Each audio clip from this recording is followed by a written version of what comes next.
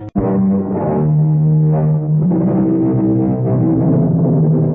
in. Welcome. I'm E.G. Marshall. In spite of all the books, the exposés, the articles that make patients think they are more knowledgeable than the doctors, the greatest mystery in our lexicon of science is still the human body. Murder, visitors from strange planets, the suspense of spectral visitors from the grave, none can compete with the simple but electrifying drama of the operating room. Ready, Dr. Schaefer? Ready, Dr. Marshall. Patients all yours, Ed.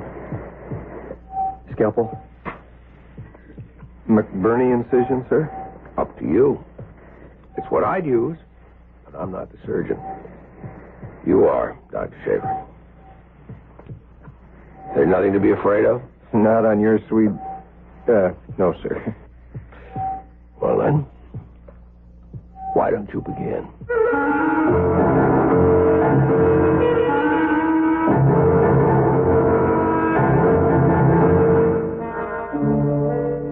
Our mystery drama, A Case of Negligence, was written especially for the Mystery Theater by Ian Martin and stars Mason Adams and Marian Seldes. It is sponsored in part by Sign-Off, the sinus medicines, and Anheuser-Busch Incorporated, brewers of Budweiser. I'll be back shortly with Act One.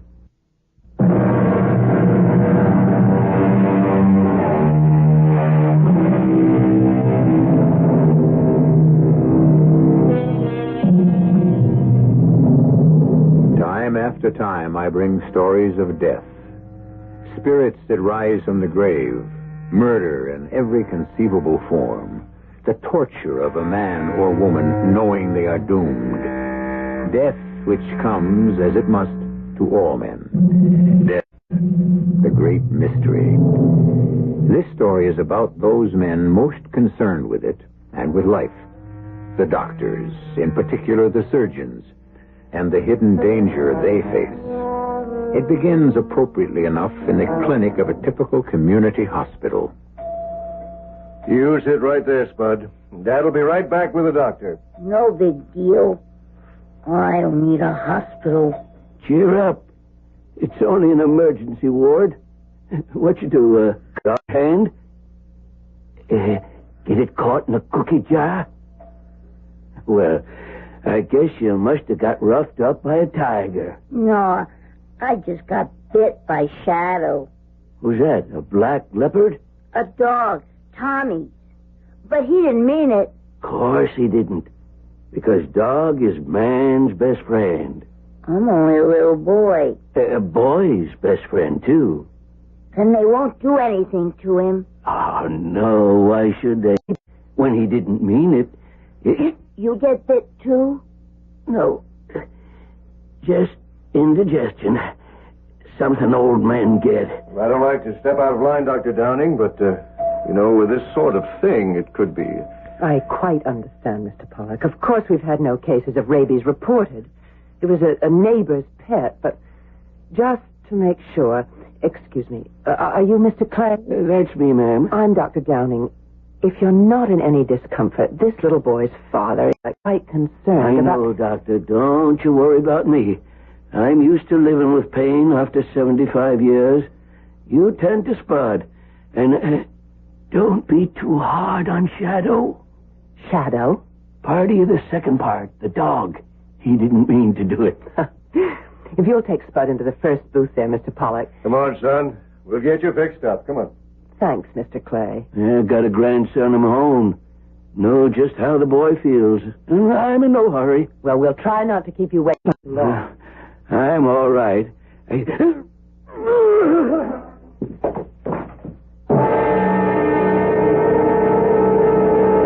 What happened, Tom? I don't know, Fran. The old man just collapsed. Why, that's Mr. Clay. Your patient? What's wrong with him? Well, when he came in, he just listed slight stomach disorder, indigestion, nothing to suggest an emergency. He certainly didn't act like there was one.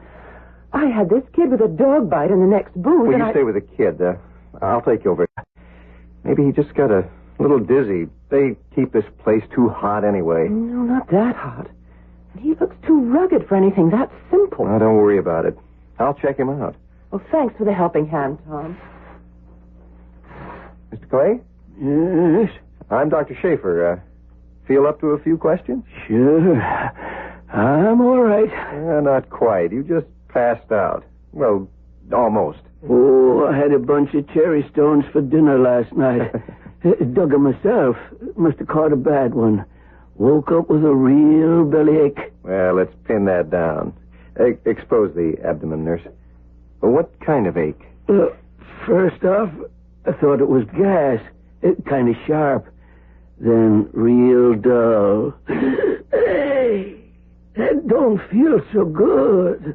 I'm not surprised. Draw some blood, nurse. I want a WBX stat. You feel it here? Here? How about here? That's mighty tender. Mm-hmm. Well, let's get a little history on you. Okay, nurse, get me that blood count. Green light. You live at 17 Oakwood Lane, Mr. Clay? Well, that's my home. Right now, I'm on the Janie. The what? My boat. Named after my wife. God rest her soul. A sloop rig built to myself. Well, how about that? You live on it alone? Yep. No family? Oh, yeah. Got a son, Dan. And his wife, Doris. And my grandson. They live in the house. Well, who sent you here? If you mean a doctor, don't have one. Never need one. Never get sick. You have a cold now? Thought I shook it, but it hangs on. It'll go. But you haven't seen a doctor for it? Nope. Salt and soda, mustard plasters, and a steam kettle. Got me over every one I ever had. This one, too. Do you have a family physician? Told you, nope. Guess that makes you my doctor. I wish you'd lay off pressing on my belly. Sure does hurt. I'm sorry. I'm surprised you were able to move around as much as you did. How did you get to the clinic? Drove. I was in town for supplies. Then driving back to the boat right near the hospital. I got a real Jim Dandy. Doubled me right over the wheel. Mm-hmm. Figured I'd better have someone take a look at it. You figured right. You know what's wrong with me, don't you, young fella? I can make a guess. Acute vermiform appendix. That mean an operation? The way it looks, I'd say yes. May I have the phone number at your house? Why? Just to notify your son and daughter-in-law. Don't bother them, unless you think I'm going to kick off. The appendix isn't that much of a deal today. Well, even if it was, I don't think they'd worry anyways. Oh. Look, what do you say we get this damn thing out? It's beginning to bother me.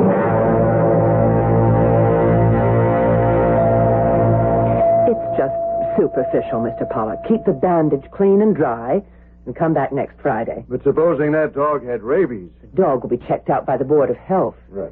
If there's the slightest chance he has rabies, Spud will need shots, but there's no need to worry about that yet. Okay. We'll see you Friday. Well, isn't Dr. Giannano in attendance? A colectomy. And he won't be out for at least 3 hours. You better notify Dr. Marshall and have him schedule someone. I know that appendix has got to come out. What? Yes, Clay. C-L-A-Y. C as in Charlie, which happens to be his first name. Oh, so that's what was the matter with Mr. Clay. Are you admitting him as a ward patient? I got to. He's in through the clinic, and he has no hospitalization. I tried to reach his son. He's in court arguing a case, and the son's wife is at a bridge game somewhere. No family doctor? Nope. Says he's never been sick a day in his life. I can believe him. Oh, the old boy is as hard as nails. Well, I've got to get a more detailed history on him. Do you have to know all this guff about me? Well, you never know when it might come in handy. And it fills in the time while I'm waiting for your blood count. Now, let me see now. All the kids' diseases, measles, German measles, scarlet fever. Never had one. Any allergies? No. Have you ever had a bad reaction to penicillin or aspirin or... None. Unless that's one. That's your cold. Oh, that ain't what's bothering me, son. It's the pain in the gut. Oh, the blood count, nurse. Good. Let's see.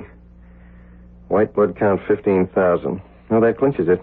Get him undressed and we'll start to prep him. I'll be right back. You look kind of grim, Tom. Yeah. You got any consent forms in your desk, Franny? Sure. You going to operate? Before that appendix pops. I meant, are you going to operate? Me? Are you kidding? No. You're a surgical resident now, aren't you? Well, sure, and I've assisted at enough surgical abdomens to do any of them in my sleep, but it's up to Dr. Marshall to give me a nod, and if you think that GI ship-cracking tough son of a... Forgive my big mouth, Fran. I got to remember not to open it around the hospital. I hope you remember to forget. Here's your consent form. You better get it signed by a patient because Dr. Marshall wants you upstairs in OR immediately. That gives me butterflies in the stomach. But look at the hands, huh? Steady as a rock.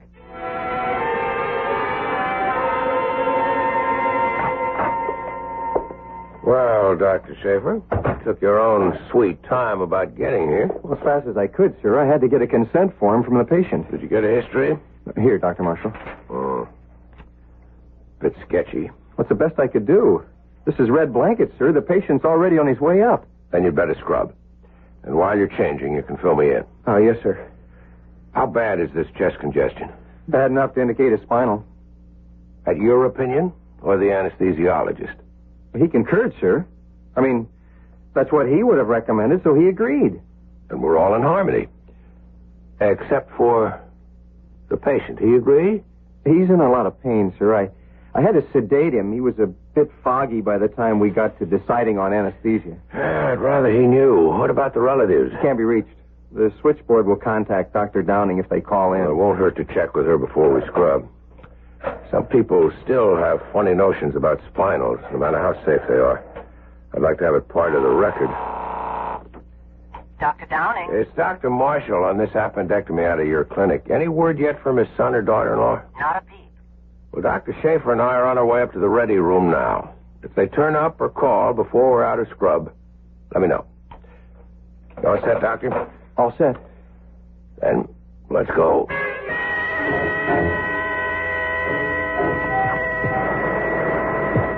Gloves, nurse. Sir?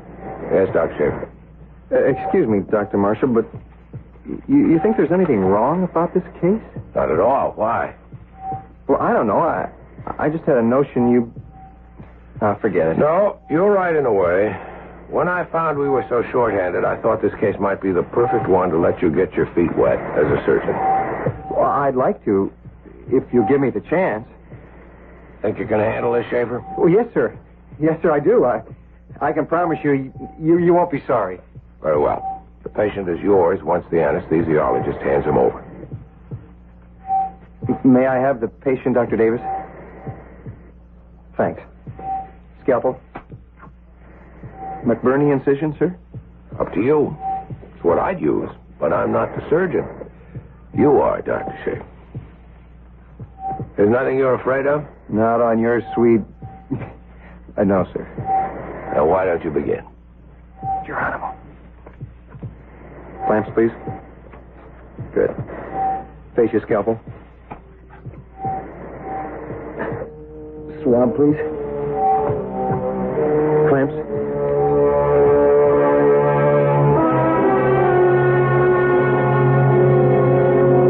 How'd it go, Brian? No problem. Finally got in touch with Mr. Clay's daughter-in-law. She and her husband are on their way into the hospital, breathing fire. About what? Well, they felt they should have been consulted about the operation before it happened. Simple appendix. Why not? Dr. Marshall. Yes, Dr. Schaefer. What? Respiratory failure. Why didn't you tell me sooner? No, I'll be right up. Mr. Clay? Yes. What? I don't know. Secondary result of the operation, perhaps. Oh, poor Tom. His first. It could be his last. I just have a miserable hunch your brother and I are in for a rough time. I hope we can keep you out of it.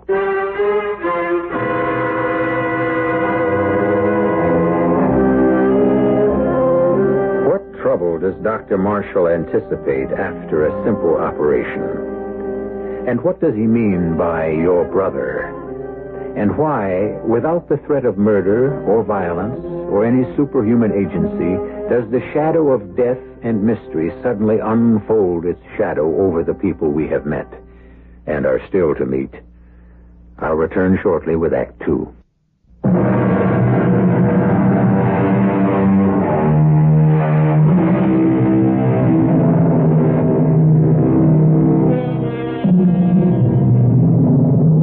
It is late in the day before the two missing relatives of Charles Clay arrive at the hospital. Doris Clay is a triumph of cosmetics over nature. But if you look closely enough, the eyes are small and agate hard, the turn of the mouth downward and mean. Her husband Dan is heavy set, not with muscle, but by indulgence. His air of arrogance and assuredness is the armor he wears to cover his weakness. I'm sorry we had so much difficulty getting in touch with you both. I was in the middle of a bridge tournament. I don't know why the message didn't get to me. I was in court arguing a case, and naturally they didn't want to interrupt. And after all, it wasn't anything serious, was it? Just an acute appendicitis. Well, we don't have to waste any more time talking about it. I'd like to see my father. Well, that's why I met you and brought you to Dr. Marshall's office. Why? What's wrong? We were assured this was a very simple Well, operation. it seemed that way at the time, Mrs. Clay. And how does it seem now? Well, there were some complications.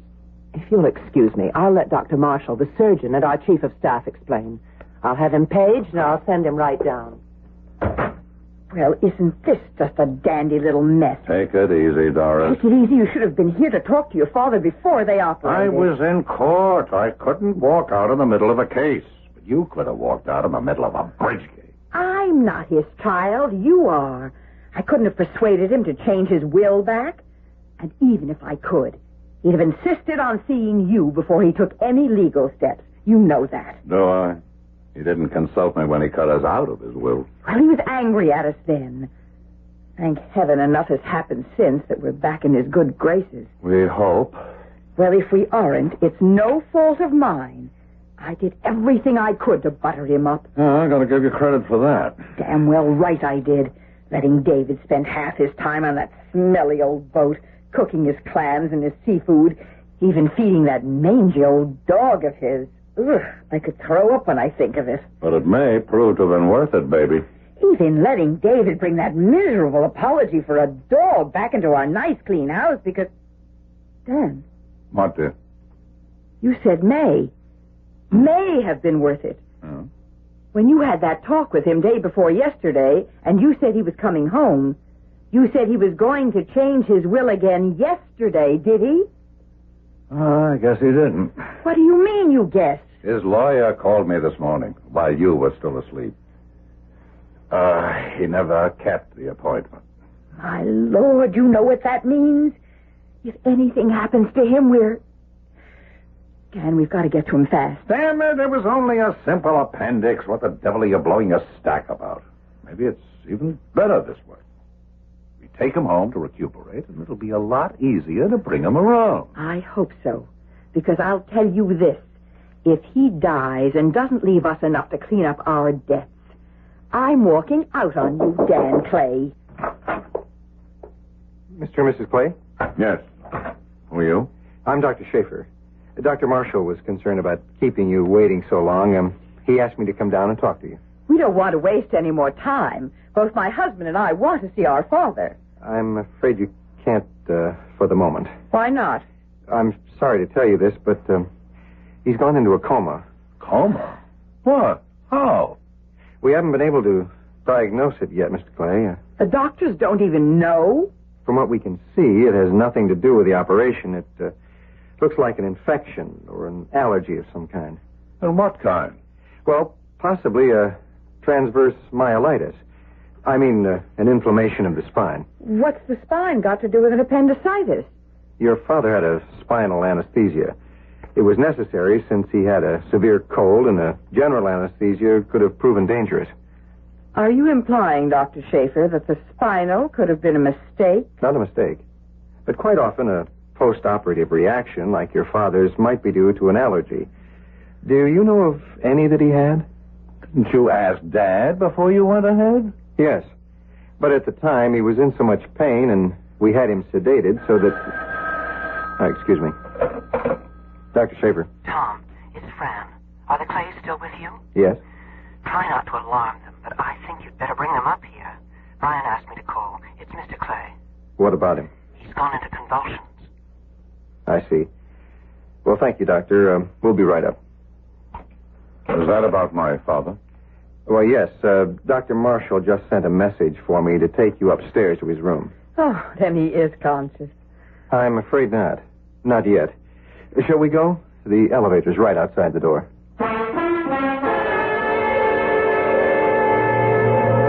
You were asking about allergies, Dr. Schaefer. A question, of course, you should have asked my father. I did. He said he had none. That he'd never been sick a day in his life. Just a big front he kept up. He was always getting colds, and he had trouble with his teeth. But you couldn't get him near a dentist. You remember why, Doris? 4 years ago when he had the tooth pulled? I'm not likely to forget.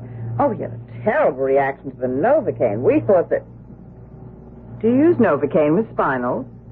No, but we do use a related drug.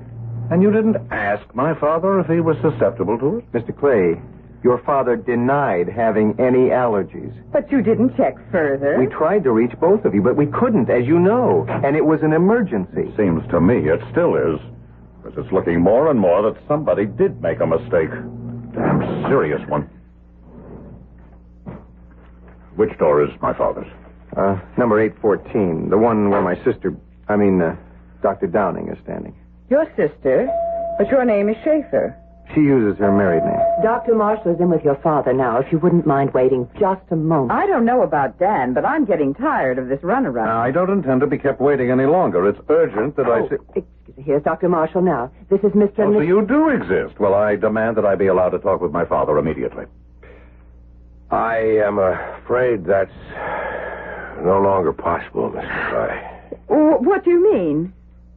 Very sorry to have to tell you, Mrs. Clay, you, Mr. Clay, but your father's just passed away. Oh, good that's Lord, impossible. no. A fine old man, in perfect health with everything to live for. Us, his grandson. No man is in perfect health after an operation. And besides... But we were led to believe it was a very simple operation. It was, Mrs. Clay. A classic appendectomy done in less than half an hour. No complications, no rupture. The appendix was in no way obstructed. The surgeon was able to see it clearly, detach it, and remove it without any... Just a minute. The surgeon, you said? Yeah. I thought you were the surgeon, Dr. Marshall.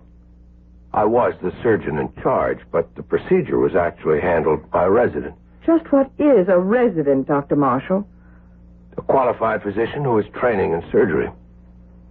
What you're saying, Doctor, is that you allowed my father to be operated on by a novice? I'm saying nothing of the sort. I want his name. I want to know who he is. I did the operation, Mr. Clay. You? I think you must be mad, Dr. Marshall. Why, this boy scarcely looks any older than my 15-year-old son. Dr. Marshall, I want the answer to only one question. I want to know, if the operation was performed so classically, why my father died. I wish I could answer that. We haven't been able to determine the causes yet. Oh, you're not willing to admit them. We have nothing to hide, Mr. Clay. Have you? Just exactly what is it you're after? Causes, Doctor. Would you like me to list a few? Since you're not a physician, it seems purposeless. Your opinion wouldn't have much validity. I'm an attorney, Doctor. And my opinion has considerable validity in a court of law.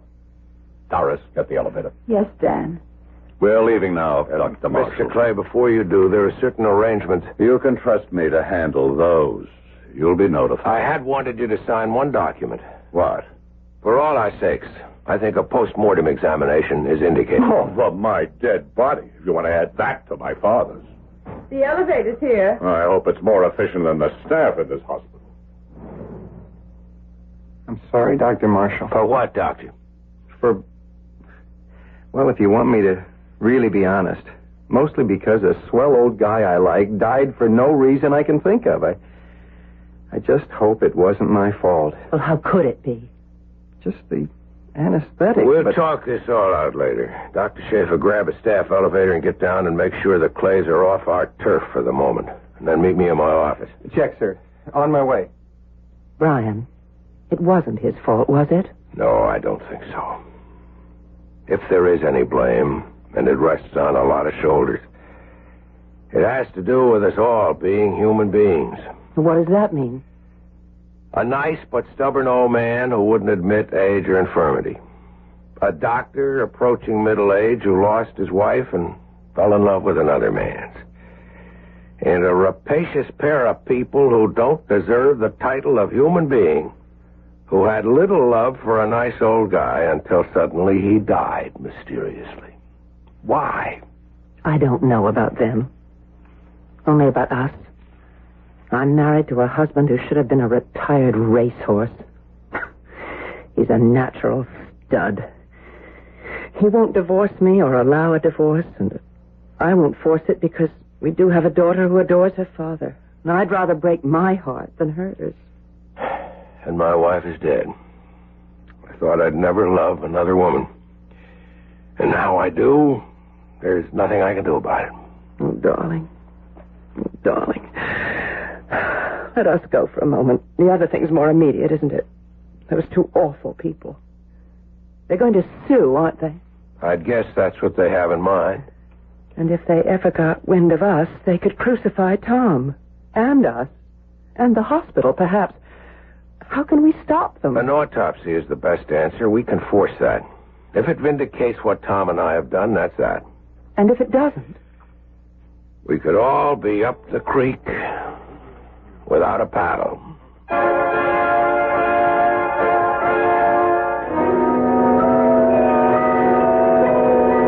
The doctor's dilemma. There is no more demanding or exacting and exhausting preparation for any profession. But there is still a small percentile of accident no human being can possibly foresee or devise against. Man proposes, but God still disposes. I'll return shortly with Act 3.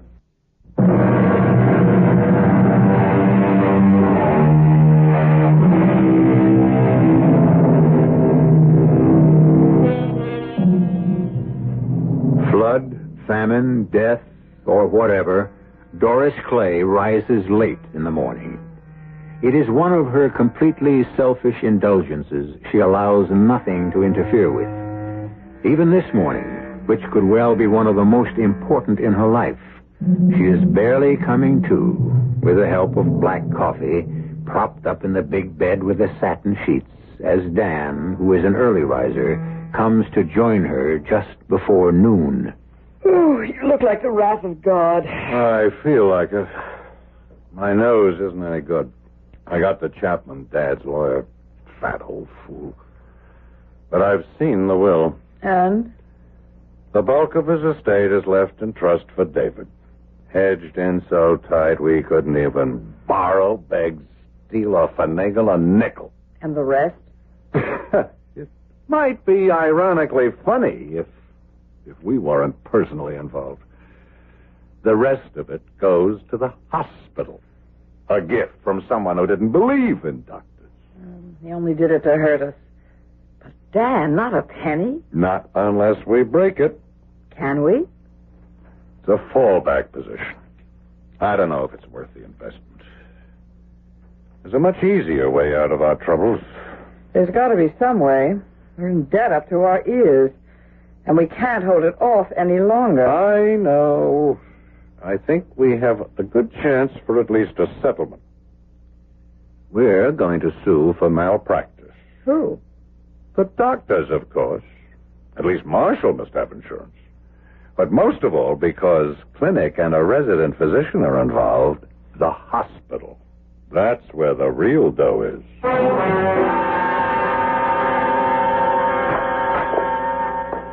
Come in, Dr. Marshall. You know Mr. Clay. Yes, Mr. Wyatt. Mr. Clay is here at my instigation to see if we can't smooth out our differences amicably. I see no reason why we can't. I'm certainly reluctant to damage the reputation of this hospital for just one tragic mistake. If we can keep things quiet. What are you getting at? Well, until he sold out a little over a year ago, my father was Pioneer Furniture. One of the wealthiest and most influential men in the state. If the papers should pick up any hint that his death was, headlines, sell newspapers. Pick up what? There's no story for them here. Oh, isn't there? Even you doctors admit my father's death is an enigma. Doesn't have to be. If you want to render more than lip service. What does that mean? Give us permission to perform an autopsy. Haven't you mutilated him enough? You say you don't want to hurt any reputations, but you don't want to protect them either. I want my father to rest in peace. Mr. Clay, we're both lawyers. Why fight an autopsy? You know, under the circumstances, any court would grant an order to perform one. My object in coming here today was to keep this out of court. Meaning you want a settlement. Well, the wrong has been done. You can't prove that without an autopsy. It is the truth you want, isn't it? Of course. All right. Give me the paper and I'll sign it. How soon will we get results? By tomorrow morning. No. Very well. Then we'll know exactly where we all stand.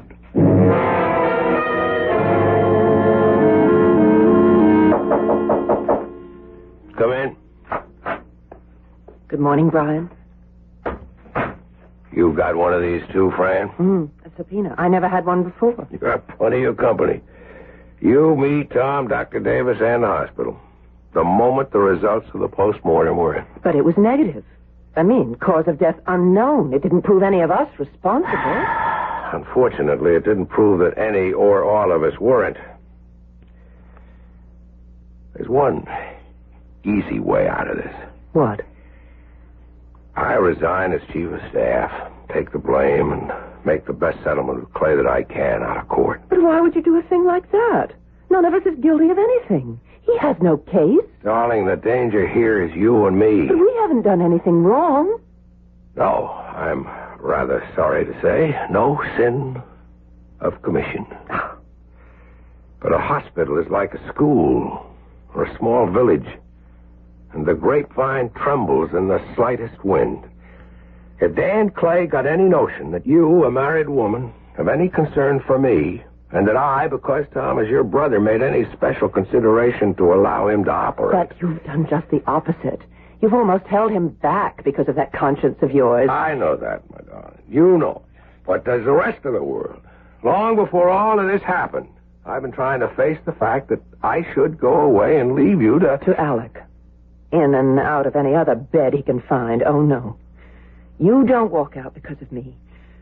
Maybe it's time to get it all out in the open anyway. I can't protect my daughter much longer. She's getting old enough to know about her father. And we can take it as long as we know we're right.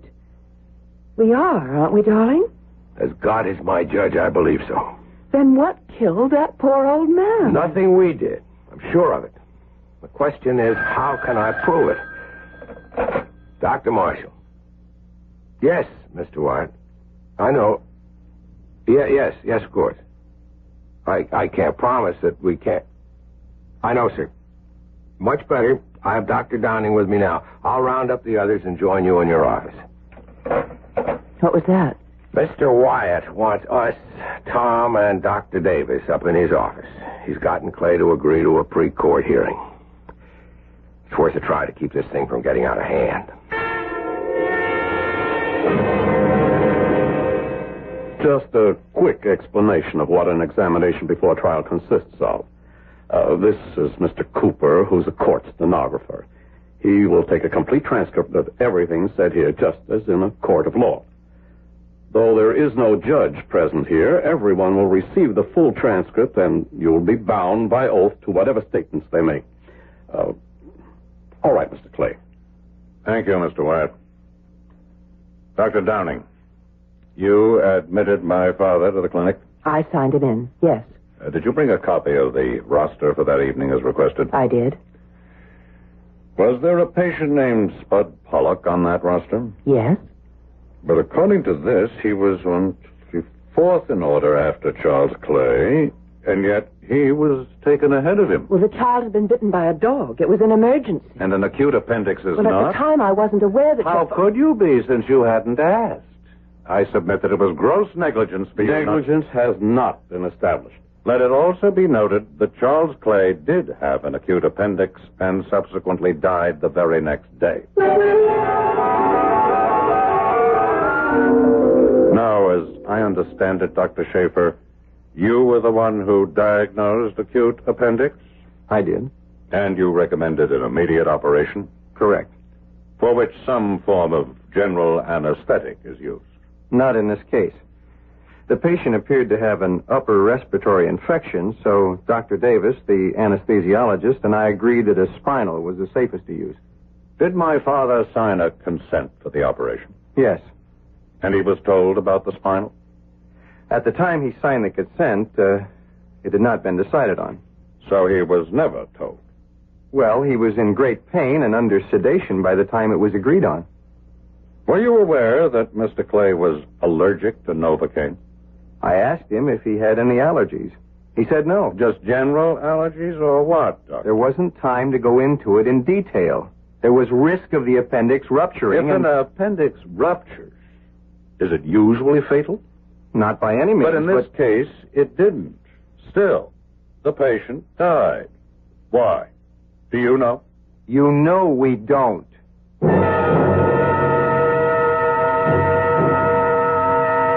Dr. Marshall, I received a copy of the autopsy report. Quote, death by respiratory failure and or cardiac arrest due to cause or causes unknown, unquote. That doesn't rule out an allergic reaction to the anesthesia, does it? No, but... And when my father was examined before the operation, there was no indication of any other serious condition other than the inflamed appendix? That's substantially correct. So what will you say in court, Doctor, when I ask, would Charles Clay have died if there had not been an operation? Don't answer that, Dr. Marshall. We'll wait till, or if, we get to court to argue that. You are married, Mr. Clay? I am. Any children? One. A boy. David. Were you and your father close? Yes. We were a very close family. So your only reason for bringing suit is to punish the parties you deem responsible for the death of your father? Correct. And any money you might be awarded is secondary, of course. It's of no object. I see.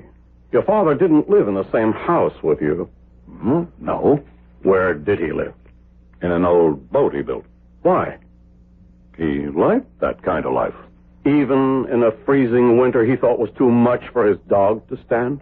Dad was getting old. We liked to indulge his whims. That's what he wanted, so we gave in. It wouldn't be that he was tired of indulging your whims and paying your debts. Did your father leave a will? Well, you know he did. You subpoenaed a copy of it.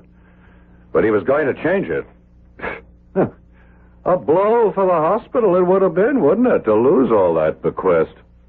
I won't even dignify that with an answer. I want to read only one part. I bequeath in trust to my grandson David all the rest of my property, real or otherwise, etc., etc.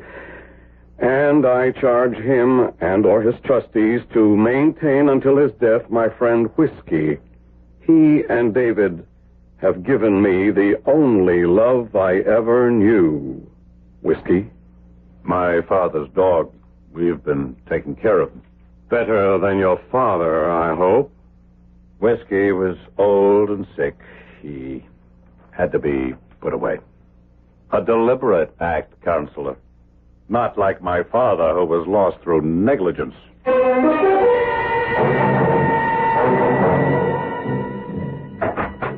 What is it, Brian? Are we alone? Yes.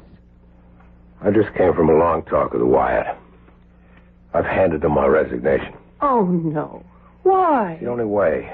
Wyatt had Clay backed against the wall at one point, and he really opened up and threatened to fight dirty. He's so desperate. He'd ruin Tom's career and yours. Mine? His wife, a prize harpy, and also something of a swinger. Apparently knows your husband. In return for all the phony dirt he could hand her about us, she promised to make sure they discredit you enough in an open trial so he could get custody of your child. Well, I'm not going to let you sacrifice yourself for me and Tom. It isn't only that. The old man did go into convulsive seizure before he died. Now, with that in the books, and considering the vicious, rabid prosecution Dan Clay would put on in court, the press coverage... Rabid? What is it? That kid with the dog bite. Charles Clay's old dog. Francis, maybe I just found the answer. We've got to have another postmortem.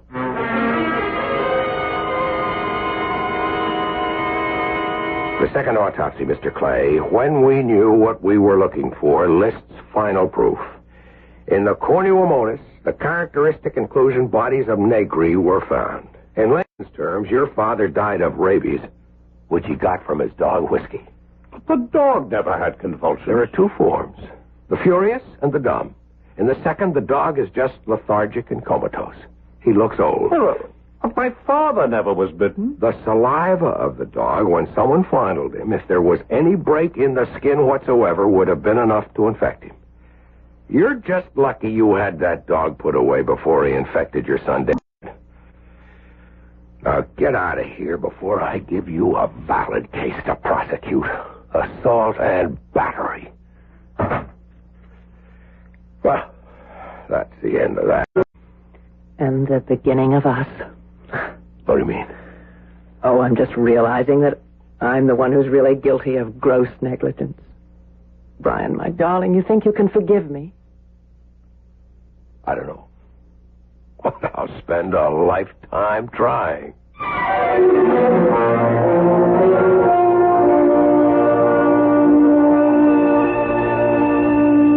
No gothic tale of horror, certainly. No murders, no horrendous tortured spirits rising from the grave, but a mystery story, and a story of jeopardy more important than most. For a doctor's good name must, like Caesar's wife, always be above reproach. I'll be back shortly.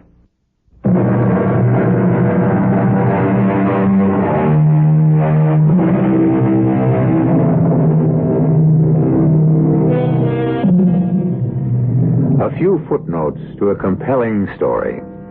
First, that the doctors were vindicated. Second, to applaud the depth of a surgeon's knowledge that enabled him to make such a rare diagnosis, once he had the facts. Last, a word about old Charles Clay. Though today, rabies, if caught in time, can be cured, once the symptoms develop, death is inevitable. So, somewhere, Charles can perhaps take heart, knowing his death achieved one thing. It brought a happy life to two people who might have let it slip through their fingers. So, at the end, this was a love story. Our cast included Mason Adams, Marian Seldes, Bob Kaliban, Alan Hewitt, Hetty Galen, and Gil Mack. The entire production was under the direction of Himan Brown. And now, a preview of our next tale. With shaking hands, I measured a very small portion in a cup of hot water and took it down the hall to my uncle's bedroom. It's all right, my dear. I wanted to spare you for a little while, but you'd see it sooner or later. I couldn't believe I was seeing it then. The walls and floor were black, and so was the big bed with a prow like a Viking ship. My uncle looked like a ghost propped up against those white pillows. And thank heaven, John had warned me, because there on one side of the bed was that coat rack thing from which dangled a full-size skeleton. Don't be frightened, my dear. You'll soon get used to everything around here. Radio Mystery Theater was sponsored in part by Anheuser-Busch Incorporated, Brewers of Budweiser, and Sign-Off, the sinus medicines. This is E.G. Marshall inviting you to return to our Mystery Theater for another adventure in the macabre. Until next time, Pleasant dreams.